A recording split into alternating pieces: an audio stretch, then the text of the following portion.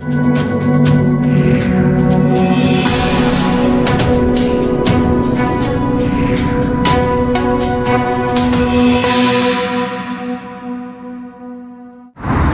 आंदोलन की शुरुआत दिल्ली के सिंधु बॉर्डर से की गई थी। आपको बता दें 380 दिनों के बाद केंद्र सरकार ने किसानों की शर्तें मानी और इस आंदोलन को फिलहाल के लिए स्थगित कर दिया गया। इसको लेकर अब किसान 15 जनवरी को फिर से राजधानी दिल्ली में आएंगे और अपनी मांगों को लेकर बात करेंगे, जिसमें से एक मांग किसान की ये भी थी, आंदोलन के दौरान जो किसान शहीद हुए थे उन सभी के लिए एक शहीद स्मारक बनाया जाए। इसको लेकर आज हम बात करेंगे संयुक्त किसान मोर्चा से संबंधित शख्स हमारे साथ, जिनका नाम दीप खत्री है और वो राजधानी दिल्ली से ही बिलोंग करते हैं, जो कि टिकरी के रहने वाले हैं। बताइए भाई साहब, क्या रहेगा 15 जनवरी की यहाँ कदारिया टाइम में संयुक्त किसान मोर्चा की मीटिंग है, जो किसानों का पुराना ऑफिस था। तो इसमें कुछ लोकेशन हमने यहाँ फाइंड आउट की है, उसके पेपर हमने ले लिए हैं। तो वो एक बार एसकेएम में अप्रूवल के लिए हम देंगे। जैसे किसान मोर्चा तय करेगा, संयुक्त किसान मोर्चा तय करेगा, आगे ऐसे स्मारक बनाने की भी हम यहाँ कार्रवाई शुरू कर देंगे। तो खाली सिंधु बॉर्डर पर ही बनाया जाएगा स्मारक या दिल्ली के तीनों बॉर्डरों पर? कोशिश तो कर रहे हैं तीनों बॉर्डर पे, लेकिन फिर भी मुख्य जो मंच था हमारा या जो मेन स्टेज थी वो यहाँ पे थी, अपना सिंधु बॉर्डर पे। तो सिंधु बॉर्डर पे तो हम बनाएंगे, उसकी तैयारी तो हमारी चल ही रही है। तो केंद्र सरकार की तरफ से क्या रहा है, ज़मीन जो है वो दी जाएगी सरकार की तरफ से, या जो ज़मीन है स्मारक के लिए किसान व्यवस्था करेंगे? कोई भी सरकार अपने खिलाफ है जो स्मारक बनाने के लिए कभी जगह नहीं देती है, ये हमें भी पता है। लेकिन हमारी मुख्य मांग थी सरकार से, लेकिन उन्होंने अभी तक है जो इसको कोई टिक्का टिप्पणी नहीं की है। तो कुल मिला के उन्होंने नकार दिया है। तो ये अपने प्रयासों से, निजी पैसों से है जो ज़मीन खरीद के यहाँ एक स्मारक बनाने की है जो तैयारी। तो हाईवे से सरकार से बनाया जाएगा स्मारक या अंदरूनी तौर पर बनाया जाएगा? नहीं है, अच्छे लोकेशन पे बनाएंगे, यही बनाएंगे, बिल्कुल जहाँ आप खड़े हो उसके आसपास ही बनाएंगे। क्योंकि आंदोलन की जो शुरुआत हुई थी वो दिल्ली के सिंधु बॉर्डर से ही की। यहाँ से लेके केएमपी तक है जो कई जगह है हमारे पास मेन रोड पे। तो उन लोकेशन पे है जो हम थोड़ी कोशिश कर रहे हैं कि सही रेट पे हमें प्रॉपर्टी मिल जाए।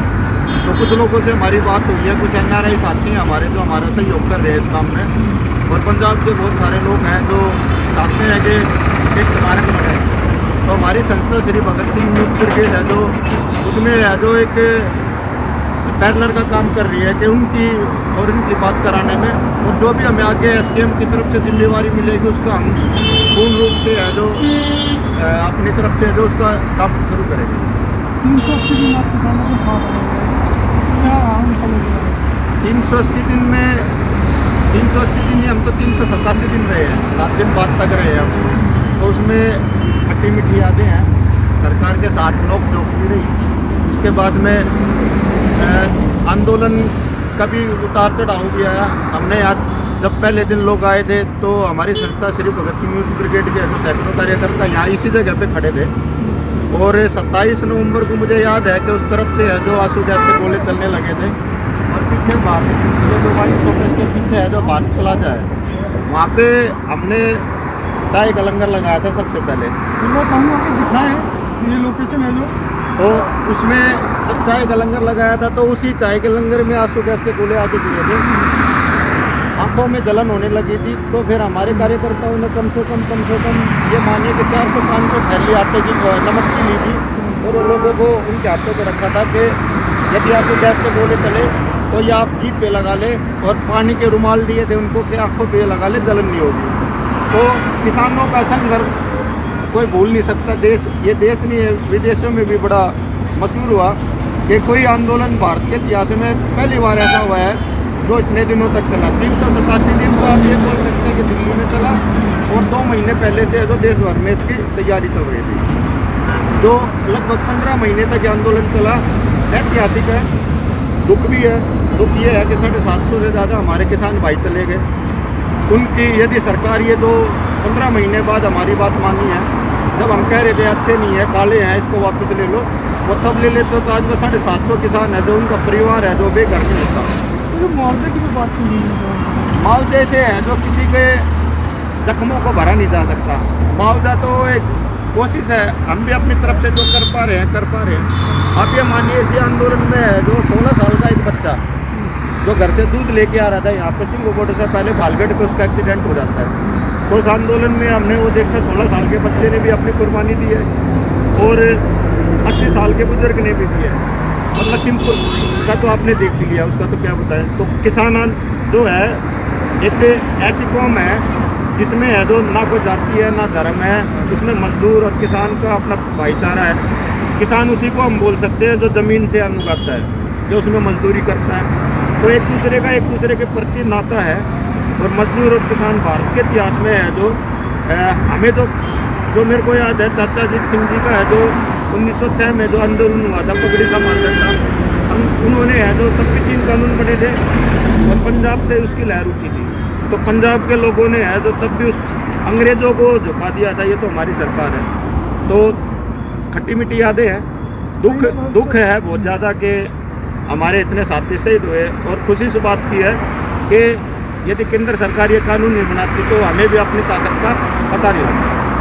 कहीं ना कहीं केंद्र सरकार ने कानून जो रद्द किए हैं उसका कहीं ना कहीं चुनाव में इसका असर बढ़ रहा है। कोई भी राजनीतिक पार्टी जब भी डूबती है जब उनका अपने चुनाव की अपनी कुर्सी का खतरा होता है। इसका आप असर देखिए पूरे देश में धीरे धीरे आप इसका असर पड़ेगा। जिन लोगों ने यहाँ बैठ के 1 साल तपस्या करी है वो किसी उनके जख्मों पे आज कोई मलहम लगा दे और वो सोचने लगे कि हाँ ये लोग हैं जो मेरे हो गए, तो ऐसा उनका गलत फहमी है। तो किसान को मारने वाले हैं जो लगभग ये मानिए कि 300 सालों तक इन चीज़ों को याद रखेगी। और जिस पार्टी ने जिस नेता ने हमारे साथ हमारे खिलाफ जो चीज़ बोली है पूरी ज़िंदगी हम उसको बोलेंगे।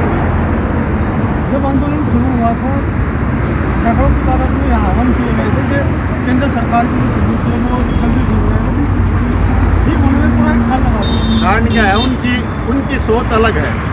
उनकी सोच अलग है। उनको लगता है कि जो हमने कर दिया वो ठीक है, लेकिन जनता के द्वारा जनता के लिए है जो बनाया गया है ना, जो संविधान है वो संविधान को तोड़ने वाले लोग हैं, संविधान को मानने वाले लोग नहीं हैं। कम से कम है जनता की आवाज़ को तो समझ लेना चाहिए। और इतने सालों बाद 1 साल 1.5 साल के आंदोलन के बाद यदि वो समझते हैं तो हम तो कहते हैं चलो देर आए दुरुस्त आए, अच्छा है। लेकिन इस आंदोलन के दौरान किसानों के ऊपर FIR भी दर्ज हुई है, इसको लेकर भी बात करते हैं। इसमें हमारी 15 जनवरी को जो मीटिंग है SKM की, तो पूरे देश भर से हमारे किसान लीडर आएंगे। तो पहले मीटिंग होती थी वही मीटिंग होगी और उसमें विश्लेषण करेंगे कि अभी जो केंद्र सरकार ने हमें प्रॉमिस किया था तो उसमें कितने वादे उन्होंने पूरे कर दिए। अभी हरियाणा सरकार के जैसे केस थे वो अभी ऐसे कैसे हैं हमें पता लगा है। उत्तर प्रदेश में केस कोई अभी वापसी नहीं हुआ है। और मुख्यमंत्री मनोहर लाल खट्टर जी ने एक बयान भी दिया था मीडिया के सामने कि हमने अपने अधिकारियों को आदेश दे दिए।